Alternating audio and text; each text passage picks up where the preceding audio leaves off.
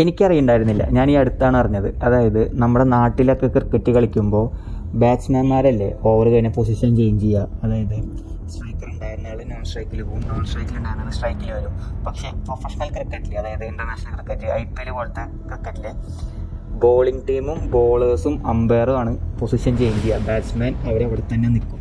അതായത് ആദ്യം ബോൾ ചെയ്തത് ഇവിടെ നിന്നാണെങ്കിൽ നെക്സ്റ്റ് ബോൾ ചെയ്യുക അതിന് ഓപ്പോസിറ്റായി നിന്ന സ്ഥലത്തു നിന്നായിരിക്കും. ഇത് എന്തിനാണെന്ന് കൂടുതൽ അന്വേഷിച്ചതാണ് അറിഞ്ഞത്. അതായത് പിച്ചിൻ്റെ വെയറും ടയറും ഒരേപോലെ ഈക്വലി ഡിസ്ട്രിബ്യൂട്ട് ആകാൻ വേണ്ടിയിട്ടാണ്. അതുപോലെ തന്നെ കാറ്റ് കൊണ്ടും സൂര്യവെളിച്ചം കൊണ്ടൊക്കെ ഉണ്ടാവുന്ന ചില അഡ്വാൻറ്റേജസ് ഉണ്ടല്ലോ, അത് രണ്ട് ടീമിനും ഈക്വലി ഡിസ്ട്രിബ്യൂട്ട് ആകാൻ വേണ്ടിയിട്ടാണ്. വേറൊരു റീസൺ പറഞ്ഞു വെച്ച് കഴിഞ്ഞാൽ നമ്മുടെയൊക്കെ നമ്മുടെ ഗ്രൗണ്ട് ഒരിക്കലും സിമ്മട്രിക്കൽ അല്ല. അപ്പോൾ അതിൻ്റെ ഉണ്ടാകുന്ന അഡ്വാൻറ്റേജസും കൂടെ ബോളിംഗ് ടീമിനും ബാറ്റിംഗ് ടീമിനും കിട്ടാൻ വേണ്ടിയിട്ടാണ്. അത് പ്രകൃതി കൊണ്ട് ഉണ്ടാകുന്ന കുറച്ച് പ്രശ്നങ്ങൾ രണ്ട് ടീമിനും ഈക്വലി ഡിസ്ട്രിബ്യൂട്ട് ആകാൻ വേണ്ടിയിട്ടാണ് അങ്ങനെ ചെയ്യുന്നത്. എനിക്കൊരു പുതിയ അറിവായിരുന്നു.